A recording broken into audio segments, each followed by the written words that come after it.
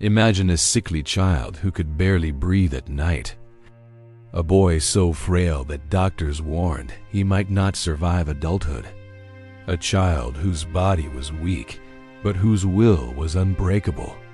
Now imagine that same boy growing into a fearless cowboy, a war hero, a reformer, a conservationist, a trustbuster, a statesman, and eventually the youngest president in American history, reshaping the United States and redefining what leadership meant in the modern world.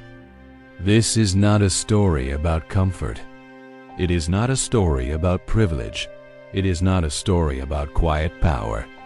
It is the story of relentless energy, unstoppable will, moral courage, and a man who believed that life was meant to be lived boldly. Welcome to Historiopulse, where history doesn't just live in books. It lives in action. Theodore Roosevelt was born on October 27, 1858, into a wealthy New York family. But wealth did not mean health. As a child, he suffered from severe asthma, fragile bones, weak eyesight, and constant illness. Night after night, he struggled for breath.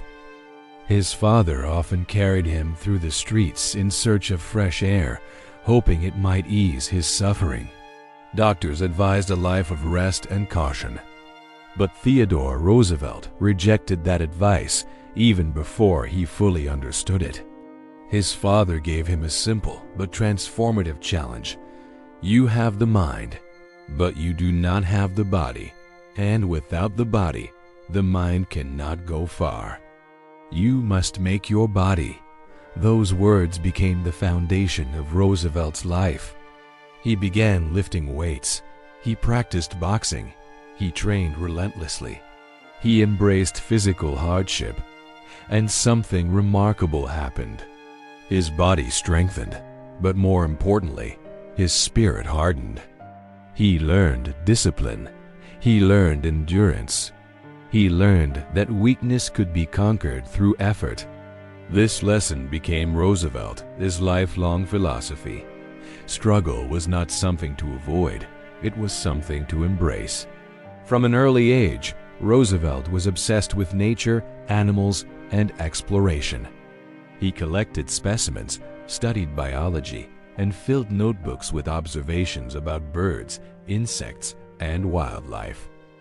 He turned his bedroom into a private natural history museum, complete with bones, jars, and preserved creatures. While other children played games, Roosevelt studied science, history, and adventure stories. He devoured books about ancient civilizations, military campaigns, exploration, and leadership. But Roosevelt was not withdrawn. He was curious. He was intense. He was energetic. And he was ambitious. He attended Harvard University, where he excelled academically while continuing to pursue physical training. He boxed competitively, rode crew, and pushed himself constantly, determined never again to be the weak child who struggled to breathe. But Harvard also awakened something else, political ambition. Roosevelt studied government, law, history, and economics. He became fascinated with public service and the idea that leadership carried moral responsibility. He believed politics was not a career, but a calling. In 1880, Roosevelt graduated from Harvard and married Alice Hathaway Lee, the love of his life. He was 22. His future seemed limitless. He entered politics almost immediately, running for the New York State Assembly as a Republican reformer. At just 23, he became one of the youngest legislators in state history, and he made an instant impact. Roosevelt confronted corruption, challenged party bosses, and pushed for transparency and accountability. He became known as an energetic reformer, outspoken, fearless, and relentless. He despised corruption. He despised complacency. He despised cowardice. He believed government existed to serve the public, not enrich insiders. His energy astonished colleagues. But fate soon struck him with devastating force. On February 14, 1884, Valentine's Day, Roosevelt's wife Alice died suddenly from kidney disease, only hours after his mother died of typhoid fever in the same house. In a single day, Roosevelt lost the two women he loved most. He was 25 years old. The grief nearly destroyed him. He recorded only a brief line in his diary, "The light has gone out of my life." He could not speak of Alice for years. He could not bear to remain in New York, so he fled west. Roosevelt moved to the Dakota Territory, where he became a cattle rancher, cowboy, hunter, and frontier adventurer. He rode horseback across open plains. He slept outdoors in brutal winters. He tracked outlaws. He hunted bison and grizzly bears. He survived blizzards, stampedes, floods, and isolation. In the West, Roosevelt remade himself, not just physically, but emotionally. He learned resilience. He learned humility. He learned self-reliance. He learned leadership through hardship. He embraced what he later called the strenuous life, the belief that personal greatness and national greatness came from effort, courage, and endurance, not comfort or ease. But Roosevelt never abandoned politics. After several years in the West, he returned to New York with renewed strength and purpose. He remarried to Edith Kermit Caro and began building both a family and a political future. Roosevelt soon became a leading reform voice in Republican politics. He served as a civil service commissioner, where he fought patronage and political favoritism, insisting government jobs should be awarded based on merit, not party loyalty. He served as New York City Police Commissioner, where he walked the streets at night inspecting officers, confronting corruption, enforcing laws, and demanding accountability. He reformed the police department, improved professionalism, and gained a reputation as an energetic, hands-on leader. He served as Assistant Secretary of the Navy, where he modernized the fleet, strengthened readiness, expanded shipbuilding, and prepared the United States for global power, long before most Americans realized such power was coming. Roosevelt believed America could not remain isolated. He believed national strength required military readiness. He believed peace was preserved through preparedness. He believed nations that lacked power were not safe, they were vulnerable. These beliefs would soon propel him into global history. In 1898, tensions between the United States and Spain erupted into war following the explosion of the USS Maine in Havana Harbor. Roosevelt, serving in the Navy Department, supported military intervention, arguing that American honor, regional stability, and humanitarian concerns demanded action. But Roosevelt did not want to remain behind a desk. He resigned his post. He helped organize a volunteer cavalry regiment, later known as the Rough Riders, composed of cowboys, miners, athletes, Ivy League students, ranchers, and adventurers from across the country. Roosevelt became their lieutenant colonel. He trained relentlessly. He led from the front. He shared hardship with his men. When the Rough Riders landed in Cuba, Roosevelt distinguished himself through courage and visible leadership. During the Battle of San Juan Hill, Roosevelt charged up enemy positions on horseback despite intense gunfire, rallying his men and helping secure victory. His bravery became national legend. Newspapers glorified him. Photographs captured him in uniform. Stories of his charge spread across the country. Roosevelt emerged from the Spanish-American War as one of America's most famous heroes. At just 40 years old, he was a national celebrity. His political ascent accelerated. In 1898, he was elected governor of New York. As governor, Roosevelt challenged corporate monopolies, regulated railroads, protected workers, improved labor conditions, and pushed for progressive reforms. He angered powerful business interests, but gained popularity with voters. Party bosses saw him as dangerous, unpredictable, independent, uncontrollable, so they sought to sideline him. In 1900, Republican leaders engineered Roosevelt's nomination as vice president, hoping the largely ceremonial role would neutralize his reform energy. It seemed like political exile, but fate intervened again. On September 6, 1901, President William McKinley was shot by an assassin while attending the Pan American Exposition in Buffalo, New York. For several days, McKinley appeared to recover, but infection set in. On September 14, 1901, McKinley died.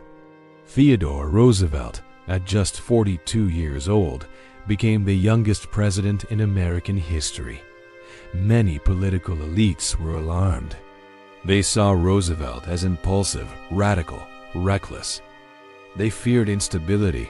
They feared reform. They feared change. But Roosevelt surprised them. He governed with discipline, seriousness, and strategic intelligence.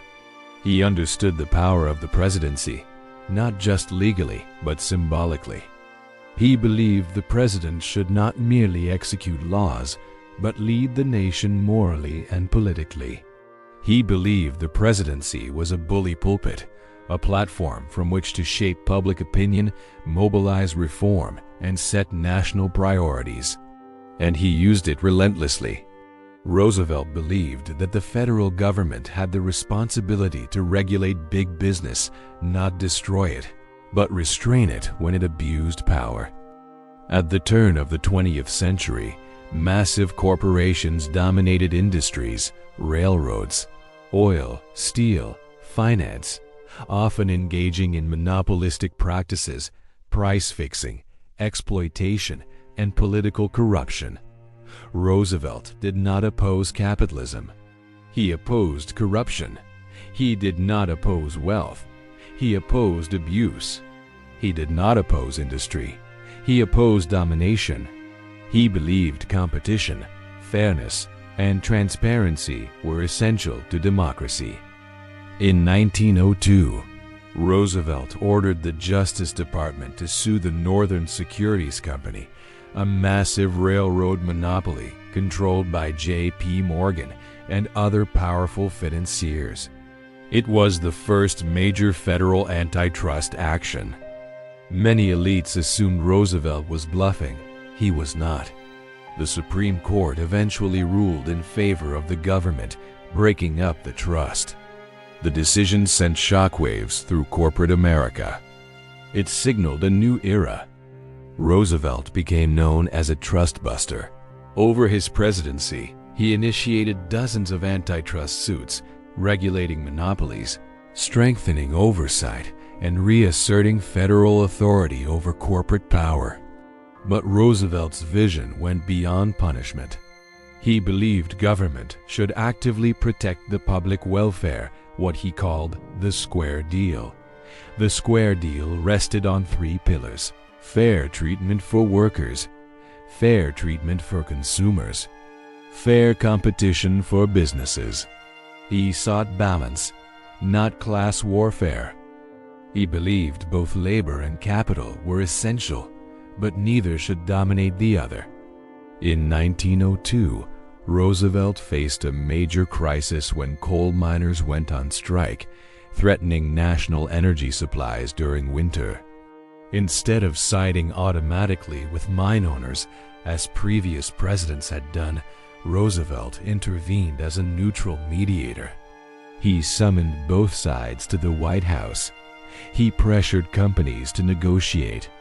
He threatened federal intervention if they refused. The strike ended with improved wages, reduced hours, and arbitration mechanisms. It marked the first time a U.S. president had intervened in a labor dispute on behalf of workers, not just corporations. Roosevelt believed the presidency existed to protect ordinary citizens, not just elite interests. He pushed for consumer protection. He supported laws regulating food, drugs, and medicine, particularly after journalists exposed dangerous conditions in meatpacking plants and pharmaceutical manufacturing. The result was the Pure Food and Drug Act and the Meat Inspection Act, landmark reforms that established federal standards for safety, labeling, and sanitation. Roosevelt believed citizens had a right to know what they consumed, and government had a duty to protect public health. But perhaps Roosevelt's greatest passion lay in conservation. He believed nature was not merely scenery, it was national heritage. He believed wilderness was not waste, it was wealth. He believed forests, rivers, mountains, wildlife, and landscapes were not obstacles to progress, they were resources to be protected for future generations. At a time when industrial expansion threatened to destroy ecosystems through logging, mining, railroads, and urbanization, Roosevelt took unprecedented action. He expanded national parks. He created national monuments. He established wildlife refuges. He protected forests. He preserved millions of acres of public land. By the end of his presidency, Roosevelt had conserved over 230 million acres, more land than any other president in American history. He founded the U.S. Forest Service. He championed scientific resource management. He believed conservation was not about locking land away, but about using it wisely, sustainably, and responsibly. He believed that future generations had rights, not just present ones. He believed stewardship was patriotic. He believed nature shaped national character. He believed wilderness preserved strength. Roosevelt was not only a domestic reformer, he was also a global strategist. He believed the United States could no longer remain isolated. He believed America's growing industrial power demanded global engagement. He believed peace depended on strength. He famously summarized his foreign policy philosophy with the phrase, "Speak softly and carry a big stick." This did not mean aggression. It meant deterrence. He believed diplomacy worked best when backed by credible power. Roosevelt strengthened the U.S. Navy, expanding fleets, modernizing ships, and projecting presence across oceans. He believed sea power determined national influence, a view shaped by military strategist Alfred Thayer Mahan. Under Roosevelt, the United States emerged as a major naval power capable of protecting trade routes, defending interests, and influencing global affairs. Roosevelt's most dramatic foreign policy achievement involved the construction of the Panama Canal. At the time, ships traveling between the Atlantic and Pacific Oceans had to navigate thousands of miles around South America, dangerous, slow, and expensive. Roosevelt believed a canal through Central America was essential for national security, trade, and global mobility. After negotiations with Colombia failed, the province of Panama declared independence with U.S. diplomatic and naval support. The new Panamanian government granted the United States control over the canal zone. Construction began in 1904, one of the most ambitious engineering projects in history.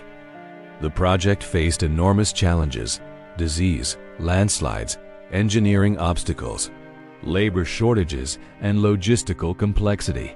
But Roosevelt persisted. He personally visited the canal zone, becoming the first sitting U.S. president to travel abroad, inspecting progress, encouraging workers, and symbolizing national commitment. The Panama Canal, completed after Roosevelt left office, transformed global trade.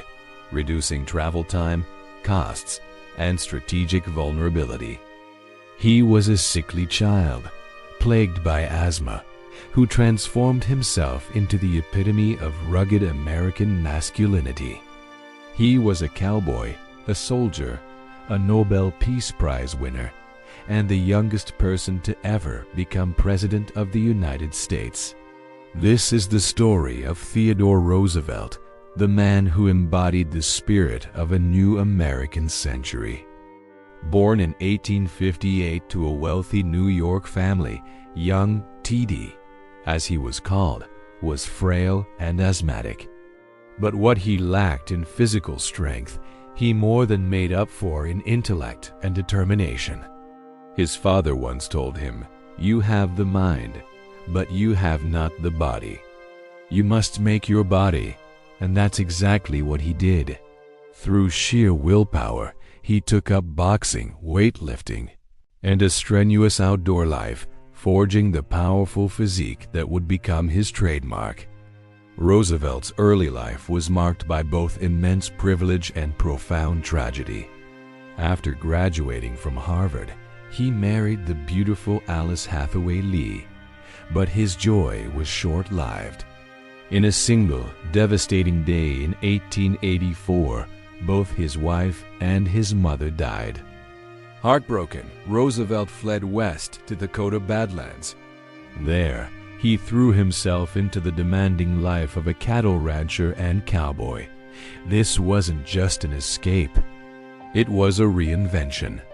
The harsh, beautiful landscape and the rugged individuals he met there profoundly shaped his character and his future political vision. Returning to public life, Roosevelt's rise was meteoric. He served as New York City Police Commissioner, battling corruption with a vigor that made headlines. Then, as Assistant Secretary of the Navy, he pushed for a modernized fleet, sensing America's growing role on the world stage. When the Spanish-American War broke out in 1898, he couldn't stay behind a desk. He resigned his post and formed the first U.S. Volunteer Cavalry, a motley crew of cowboys, college athletes, and adventurers who would become legendary as the Rough Riders. Their famous charge up San Juan Hill in Cuba, with Roosevelt on horseback leading the way, made him a national hero overnight. His newfound fame propelled him to the governorship of New York and then, in 1900, to the vice presidency under William McKinley. Roosevelt found the office stifling, calling it a political graveyard, but fate had other plans. In September 1901, President McKinley was assassinated, and at the age of just 42, Theodore Roosevelt became the 26th President of the United States. Roosevelt burst into the White House with an energy that electrified the nation. He believed the government should be a powerful force for good, a steward of the public welfare. This was a radical idea at the time, and he used his presidency as a bully pulpit to champion his progressive agenda, which he called the Square Deal. He took on the massive corporate monopolies known as trusts, earning the nickname Trust Buster for breaking up powerful railroad and oil conglomerates that he believed were stifling competition and harming the public. He wasn't against big business, but he insisted that it must operate fairly and within the law. His activism didn't stop there. After reading Upton Sinclair's shocking novel, The Jungle, which exposed the horrific conditions in the meatpacking industry, Roosevelt pushed for landmark legislation. The result was the Meat Inspection Act and the Pure Food and Drug Act of 1906. These laws established federal oversight of food and medicine, laying the foundation for the FDA and ensuring the safety of what Americans consumed. For the first time, the government was taking direct responsibility for the health and safety of its citizens. But perhaps Roosevelt's most enduring legacy is his passionate commitment to conservation. An avid naturalist and outdoorsman, He was appalled by the rampant destruction of America's natural landscapes and wildlife. He believed that these resources were not just for his generation, but for all future generations. Using his executive power, Roosevelt set aside an astonishing 230 million acres of public land. He created 5 national parks, 80 national monuments, 51 federal bird sanctuaries, and 150 national forests. He protected landmarks like the Grand Canyon and established the U.S. Forest Service.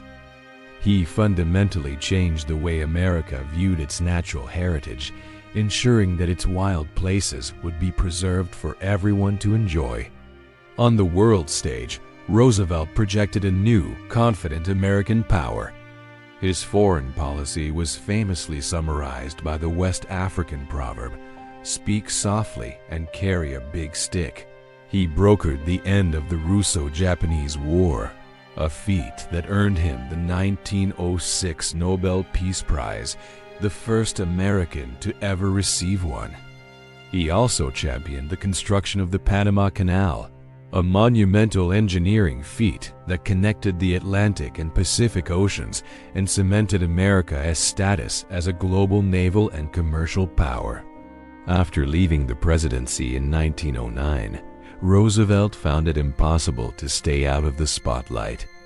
In 1912, unhappy with his successor, William Howard Taft, he ran for president again, this time on the ticket of his own progressive Bull Moose Party. During a campaign stop, he was shot in the chest by an assailant. Incredibly, the bullet was slowed by his steel eyeglass case and a thick, folded speech in his breast pocket.